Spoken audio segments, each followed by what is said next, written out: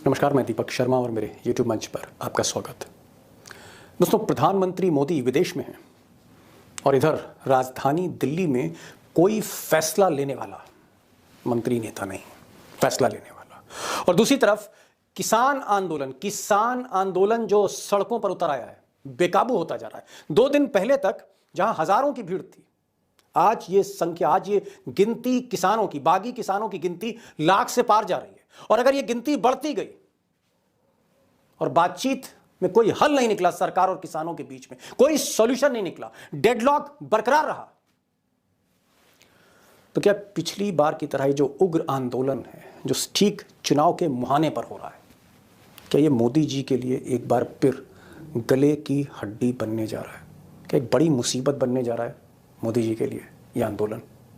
अब दोस्तों, आने वाले दिनों में अगर ये जो आंदोलन है, ये बढ़ता चला जाता है और दिल्ली की तरफ इसका रुख रहता है, तो फिर क्या ये जो किसान और जाट बेल्ट है दिल्ली के चारों तरफ, आप कह सकते हैं उत्तराखंड का कुछ हिस्सा, पश्चिमी उत्तर प्रदेश का हिस्सा, पंजाब, हरियाणा, राजस्थान का कुछ हिस्सा, यहाँ तक कि मध्य प्रदेश तक, ये जो पूरी बेल्ट है, किसानों की बेल्ट है, जहाँ जाट बाहुल्य क्षेत्र है और यही जाट जो है सबसे ज़्यादा आगे बढ़कर आंसू गैस के गोलों का सामना कर रहे हैं। अगर ये आंदोलन बढ़ता है तो क्या इस बेल्ट में, ये जो बेल्ट आप दिल्ली के चारों तरफ देख रहे हैं, किसान बेल्ट, जो बीजेपी का आप गढ़ कह सकते हैं, 2014 में, 19 में जहां मोदी जी ने स्वीप किया था, क्या फिर 40-50 लोकसभा की सीटों पर यह आंदोलन अगर यूं ही बेकाबू रहा तो क्या इंपैक्ट करेगा? और ये बीजेपी के लिए बड़ी मुसीबत होगी, जो आज की तारीख में एक एक सीट के लिए एड़ी चोटी का जोर लगा रही है। और सबसे बड़ा सवाल, द बिग क्वेश्चन ये है कि क्या अंततः आखिरकार में मोदी को किसानों के आगे झुकना पड़ेगा? क्या अन्नदाताओं के आगे मोदी जी को झुकना पड़ेगा, सरेंडर करना पड़ेगा, बैकफुट पे जाना पड़ेगा? और अगर वो बैकफुट पर नहीं गए, अगर वो झुके नहीं चुनाव के ठीक मुहाने पर, जहां चुनाव सर पर हो और मोदी जी अपने मिजाज के मुताबिक, वो जो एक डिक्टेटर उनके अंदर छुपा, जल्दी किसी का कहना मानते नहीं, अगर वो अड़ गए जैसे पिछली बार अड़ गए थे, 700 से ज्यादा किसान शहीद हुए थे, लेकिन मोदी अड़े रहे जब तक यूपी का चुनाव नहीं आया। अगर मोदी नहीं झुके, then what's going to happen? फिर क्या होने जा रहा है 2024 के फाइनल में?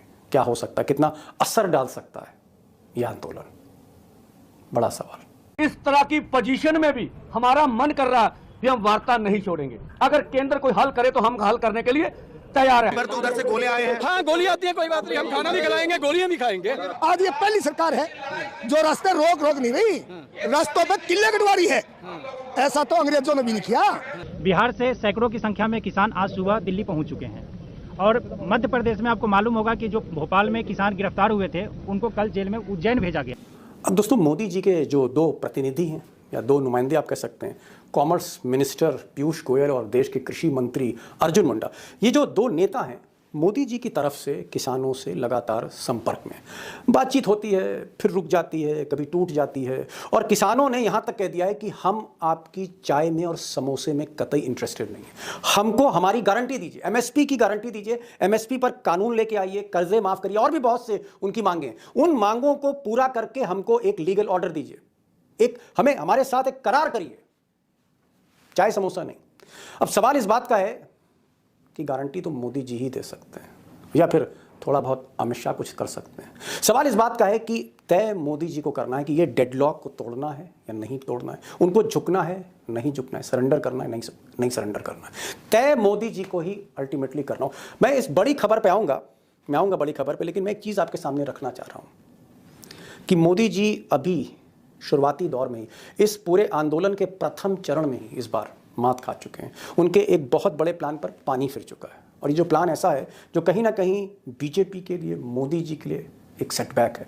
मिसाल के तौर पर ये जो आंदोलन है दोस्तों, 2 महीने पहले से ही किसान अल्टीमेटम दे रहे थे, यानी जब पार्लियामेंट चल रही थी तभी उन्होंने अल्टीमेटम दे दिया था कि आप जल्द से जल्द कानून बनाएं इस पर, आप जल्द से जल्द हमारी वो मांगें पूरी करें। लेकिन मोदी जी तो मोदी जी हैं, उन्होंने बिल्कुल अनसुना किया, बल्कि उसको काउंटर करने के लिए उन्होंने 3 फैसले लिए। और 3 फैसले क्या थे? उन्होंने देश का सर्वोच्च सम्मान जो भारत रत्न है वो चौधरी चरण सिंह साहब को दे दिया, किसानों के मसीहा, और देश के जाने माने कृषि वैज्ञानिक जो हरित क्रांति लेकर आए थे, MS स्वामीनाथन, इनको भी भारत रत्न दे दिया। किसी तरह से जो किसान हैं उनको खुश किया जा सके। और जो जाट बेल्ट है पश्चिमी उत्तर प्रदेश की, उसकी जो पार्टी है चौधरी चरण सिंह की RLD, उसके जो नेता हैं जयंत चौधरी, जो अब तक इंडिया अलायंस में थे, जो समाजवादी पार्टी के नेता अखिलेश के दोस्त बताए जाते हैं, उनको मोदी जी ने तोड़ लिया। ये उनका प्लानिंग था। लेकिन हुआ क्या कि ये 3 बड़े फैसले लेने के बाद जैसे मोदी जी के सारे प्लान पर पानी फिर गया। ये जो आंदोलन है, इसने आज की तारीख में जयंत चौधरी को भी हाशिए पर खड़ा कर दिया है। जयंत चौधरी को समझ नहीं आ रहा है कि मोदी जी की गोद में बैठे या किसानों की तरफ लौटे, जाएं तो जाएं कहां। ये जयंत चौधरी की स्थिति है और यही स्थिति बाकी नेताओं की RLD में। और जो स्वामीनाथन हैं, जी हाँ, जिनको भारत रत्न दिया है, उनकी बिटिया ने, उनकी बेटी ने तो यहाँ तक कह दिया कि किस तरह का सम्मान है, आप किसानों पर आंसू गैस के गोले दाग रहे हैं, रबर बुलेट दाग रहे हैं, आप उनकी शर्तें क्यों नहीं मान रहे, मेरे पिताजी की जो रिपोर्ट थी उसको लागू क्यों नहीं कर रहे। तो एक तरफ स्वामीनाथन की बेटी सवाल उठा रही है और दूसरी तरफ किसान और जाट जयंत चौधरी को घेर रहे हैं। कुल मिलाकर मोदी जी के इरादों पर चुनाव से ठीक पहले जैसे कोई बिजली गिर गई हो। अब इसमें कोई शक नहीं दोस्तों कि कहीं ना कहीं मुसीबत में तो गुजरात लॉबी है, मोदी जी हैं, शाह साहब हैं, फैसला लेना है, बड़ा फैसला लेना है उनको। लेकिन मैं अपने बुनियादी सवाल पर लौट रहा हूँ कि अगर ये आंदोलन बेकाबू होता है, अगर ये आंदोलन दिल्ली की तरफ बढ़ता है, डेडलॉक रहता है इसमें, तो क्या 40-50 सीटों पर इसका असर होगा? क्या ये सीधे सीधे बीजेपी के प्रोस्पेक्ट्स को इम्पैक्ट कर सकता है? क्या इसके अंदर वो पोटेंशियल है इस आंदोलन में, ये जो सड़कों पर आंदोलन उतर के आ गया है? और कल से आज तक 700 से 800 ड्रोन से ये जो आंसू गैस के गोले छोड़े जा रहे हैं, रबर बुलेट चलाई जा रही हैं, रास्तों पर कीलें बिछाई जा रही हैं, क्या ये एक तरह से डेस्परेशन है, छटपटाहट है, एक बौखलाहट है सरकार की? क्या सरकार फंसती चली जा रही है चुनाव से ठीक पहले? मुझे लगता है ज़्यादा समय नहीं लेना चाहिए और मैं इस पूरे सवाल को की तह में जाना चाहता हूँ कि एक बड़ी तस्वीर आपके सामने बहुत साफ स्पष्ट आप देख सकें, आपके सामने मैं रख सकूँ। और मैं अशोक वानखेड़े टाइगर के साथ चलूँगा। टाइगर इस पूरे आंदोलन को पहले भी जो पार्ट 1 था और ये जो पार्ट 2 है, बड़ी बारीकी से फॉलो कर रहे हैं। ज़्यादा समय नहीं लेंगे, टाइगर के पास चलते हैं। अगर ये किसानों का आंदोलन दिल्ली की तरफ बढ़ता है और इसमें कोई हल नहीं निकलता, तो आपको क्या लग रहा है कि कितनी सीटों पर असर डाल सकता है? चुनाव होने जा रहे हैं, सर पर चुनाव है, कितनी सीटों पर कहाँ असर डाल सकता है चुनाव? देखिए 40 से 50 सीटों के आसपास सीटें हैं। आप उत्तर प्रदेश ले लीजिए, राजस्थान, हरियाणा, पंजाब, पार्ट ऑफ मध्य प्रदेश, ये तो वो है कि जो डायरेक्ट उत्तराखंड, वो डायरेक्ट हिमाचल भी है थोड़ा, ये डायरेक्ट इम्पैक्ट है। इनडायरेक्ट इम्पैक्ट आपको महाराष्ट्र में मिलेगा, इनडायरेक्ट इम्पैक्ट तो आपको तमिलनाडु में मिलेगा। वहां का भी किसान आंदोलन है, अनशन पे बैठा है। देखिए वहां से किसान आ नहीं सकता ट्रैक्टर लेके अपना। उत्तर प्रदेश का किसान इतना सदन नहीं है कि वो ट्रैक्टर लेके आए पंजाब जैसे किसानों के साथ, किसानों के लिए। और पंजाब तो संघर्ष की भूमि रही है। जब जब इस देश पे आक्रमण हुआ है, पंजाबी तो सामने था, वही तो गेटवे ऑफ इंडिया था जहां से घुसते थे लोग। तो पंजाबियों ने तो कई आक्रमणकर्ताओं को ठीक कर दिया। 1907 का कांग्रेस जहां सूर्यास्त नहीं होता था, वो आंदोलन देखिए, अंग्रेजों को घुटने टिकवा दिए थे उस आंदोलन ने। किसानों का ही आंदोलन है ना। आज दुर्भाग्य है, देखिए 1 सेकंड दूंगा मैं दीपक जी, आज दुर्भाग्य है, क्या मजाक उड़ाते हैं ये देश का। आज अखबारों में विज्ञापन छपा है, चौधरी छोटू सिंह जो हरियाणा के बहुत बड़े किसान नेता थे, उनकी जयंती पे श्रद्धांजलि और आदरांजलि अर्पित करने के फोटो है 2, प्रधानमंत्री और खट्टर के, और ये उन्हीं चौधरी छोटू राम के पोते परपोतों को आज गोलियां चला रहे हैं, उन्हीं के परिवार, ये बात दे रहे हैं। आपने जयंत चौधरी की बात बताऊं मैं आपको, जयंत चौधरी ने कहा था राज्यसभा बनने के, जब जयंत चौधरी जब बीजेपी में गए तो किसी ने कहा कि आपने तो बहुत ट्वीट किए बीजेपी के खिलाफ। उन्होंने कहा मैं एक भी ट्वीट डिलीट नहीं करूंगा, क्योंकि तब मैं जिस पक्ष के साथ था वो मेरा काम था, मैं करता था। आज मैं बीजेपी के साथ हूं, तो मैंने जो पहले ट्वीट किया उसको मैं क्यों डिलीट करूं। लेकिन एक ट्वीट उन्होंने डिलीट किया, वो ट्वीट किसान एक जख्मी होता है बुरी तरह से, उसका फोटोग्राफ लगा के उन्होंने ट्वीट किया था, यदि भाजपा की किसान विरोधी सरकार में कोई भी किसान की औलाद होगी तो वो तुरंत भाजपा से बाहर आ जाएगी, क्योंकि अपने किसान पे इतना अत्याचार कोई नहीं देख पाएगा।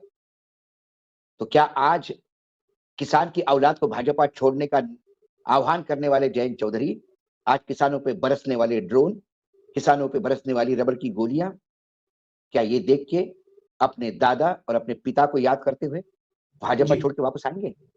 क्या ये जो इम्पैक्ट होने जा रहा है, ये जो इम्पैक्ट बीजेपी के लिए नुकसान कर सकता है?